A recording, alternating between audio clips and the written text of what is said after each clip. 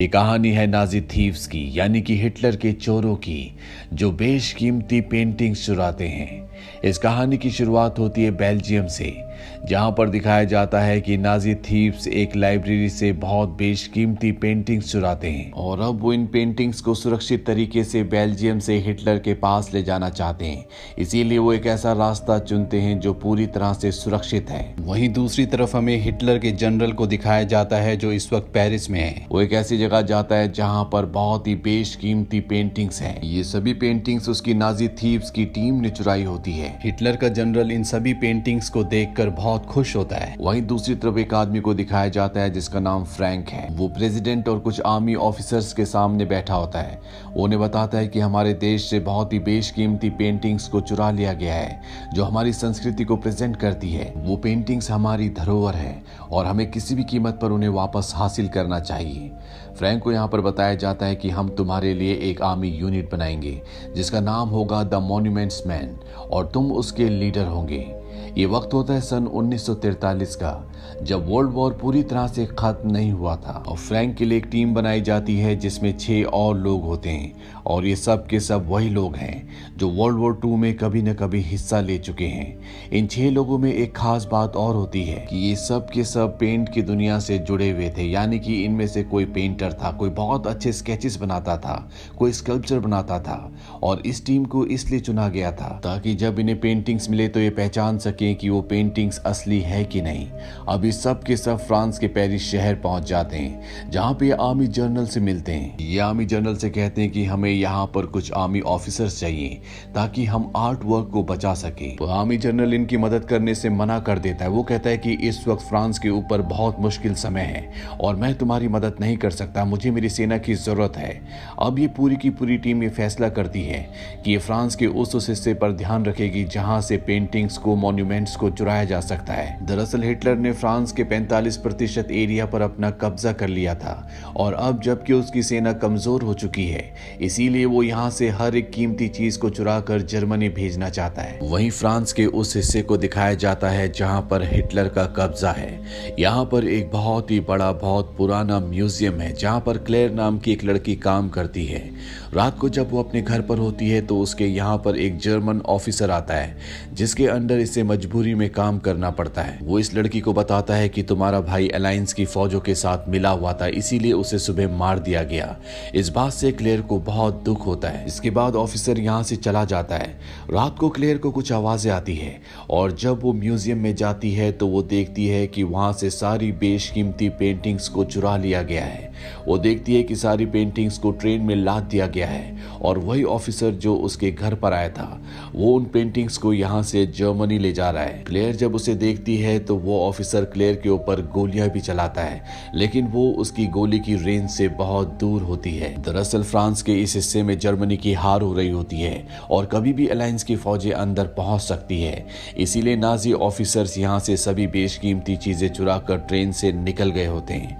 अगले दिन यहाँ पर अलायंस की फौजें पहुंच जाती है, साथ ही मॉन्यूमेंट्स मैन की टीम भी, जो यहाँ पहुंचने के बाद फैसला करते हैं कि ये अलग अलग ग्रुप्स में बढ़ जाएंगे और यूरोप के उस हिस्से में जाएंगे जहां पर जर्मनी का कब्जा है, जहां से जर्मनी बेशकीमती चीजों को चुरा सकती है। साथ ही इन्हीं में से 2 लोगों को जर्मनी भेजने का फैसला भी किया जाता है, क्योंकि जानते हैं कि बहुत सारी चीजों को जर्मनी पहुंचाया जा चुका है और अगर उन्हें वापस हासिल करना है तो इन्हें जर्मनी जाना ही होगा, क्योंकि अब जर्मनी में अलायंस की फौजें हैं तो ये भी जर्मनी जाकर वहां पर तहकीकात कर सकते हैं। लेकिन इन्हीं में से एक ऑफिसर जिसका नाम जेम्स होता है, वो कहता है मैं यहीं पर रुकूंगा, मैं यहाँ किसी को जानता हूँ जो म्यूजियम में काम करता है, वो हमें पेंटिंग्स के बारे में बहुत ज्यादा इंफॉर्मेशन दे सकता है।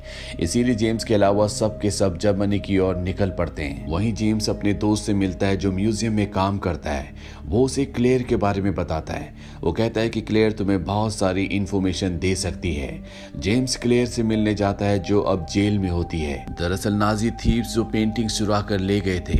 ऑफिसर्स को ये लगता है कि क्लेयर ने उनका साथ दिया था क्योंकि वो भी उसी म्यूजियम में काम करती थी, लेकिन जेम्स उसे पहले से जानता है क्योंकि पहले वो भी एक आर्मी सोल्जर थी। जेम्स के कहने पर क्लेयर को छोड़ दिया जाता है। वही मॉन्यूमेंट्स मैन की टीम में से एक ऑफिसर कर्नल के पास जाता है और वो कहता है कि मैं ब्रूस जाना चाहता हूँ क्योंकि वहां पर एक बहुत ही बेशकीमती स्कल्पचर है जिसका नाम है मडोना एंड चाइल्ड। मैं उसे किसी भी कीमत पर बचाना चाहता हूँ क्योंकि जर्मन्स उसे अपने साथ ले जाएंगे।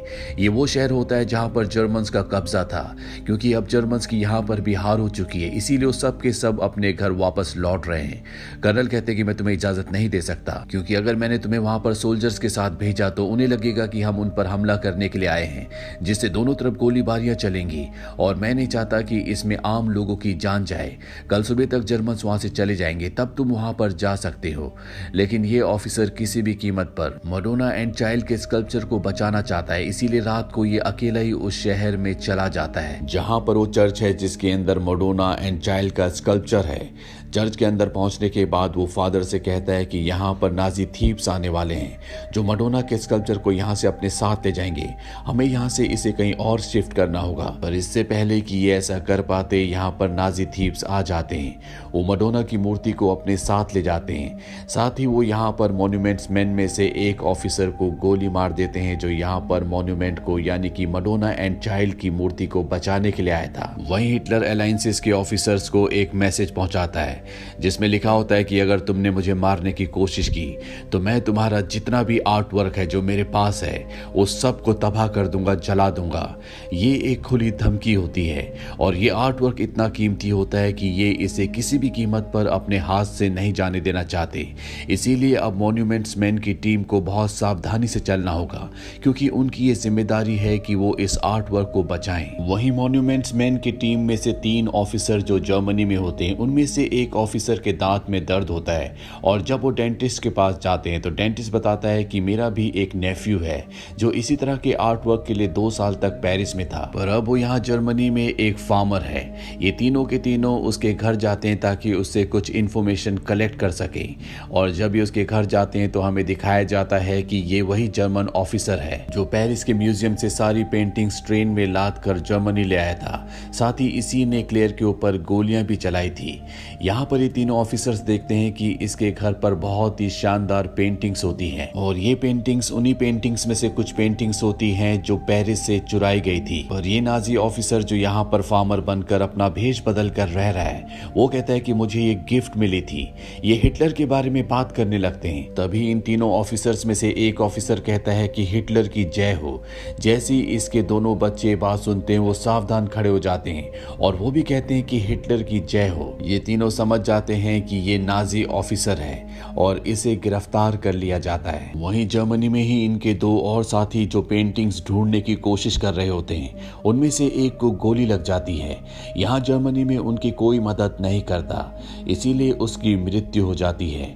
ये अपने 2 साथियों को खो चुके हैं और अब ये किसी भी तरह से उन सभी पेंटिंग्स को जर्मनी में ढूंढना चाहते हैं, पर ये पहले उन सभी जगहों को चेक कर चुके होते हैं जहां पर इन्हें पेंटिंग्स मिल सकती थी, पर इनके हाथ कामयाबी नहीं लगी। यहाँ इनके पास एक नक्शा भी होता है जो इन्हें उस जर्मन ऑफिसर के घर से मिला था जिसने पेरिस से पेंटिंग चुराई थी और जर्मनी में एक फार्मर बनकर रह रहा था। उस नक्शे पर कुछ जगहों को मार्क किया होता है। इनके साथ एक लड़का होता है जो जर्मनी और इंग्लिश दोनों भाषाएं अच्छी तरह से जानता है और वो इन्हें बताता है कि जिन जगहों को मार्क किया गया है ये किसी शहर के नाम नहीं है, बल्कि इनमें से एक सॉल्ट माइन है, एक पोटेशियम माइन है और एक माइन कॉपर की है। इन्हें शक होता है कि हो ना हो सारी पेंटिंग्स कॉपर माइन में ही है, इसीलिए सब के सब कॉपर माइन की तरफ चल पड़ते हैं जो पूरी तरह से खाली होती है।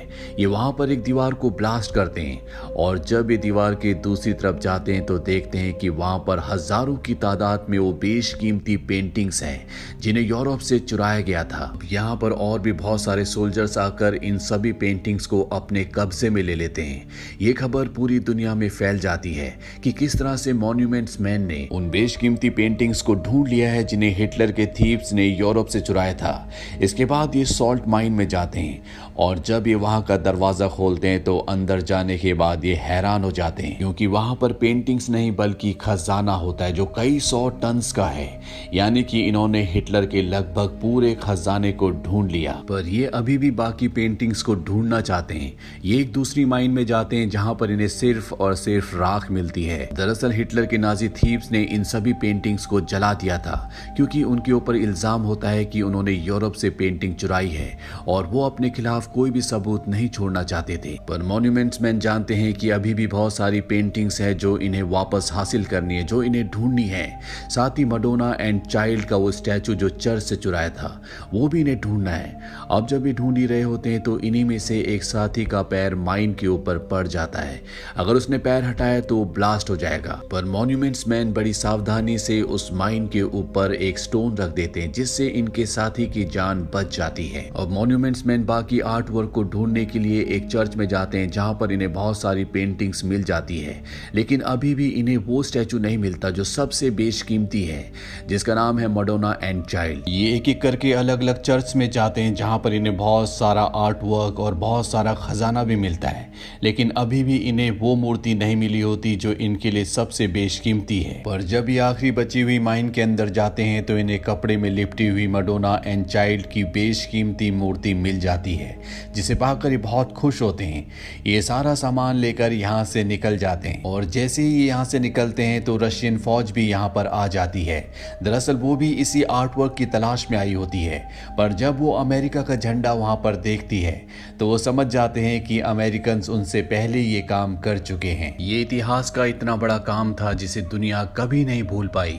इसके बाद हर एक चीज को उसकी असली और सही जगह पर पहुंचा दिया गया। इस रिकवरी के कई सालों बाद यानी कि सन 1977 में फ्रैंक को दिखाया जाता है जो अपनी स्पीच में बताता है कि इन्होंने 5000 चर्च की बेल्स को रिकवर किया था, 300 ट्रॉली कार्स को, 3 मिलियन बुक्स को, हजारों धार्मिक किताबों को।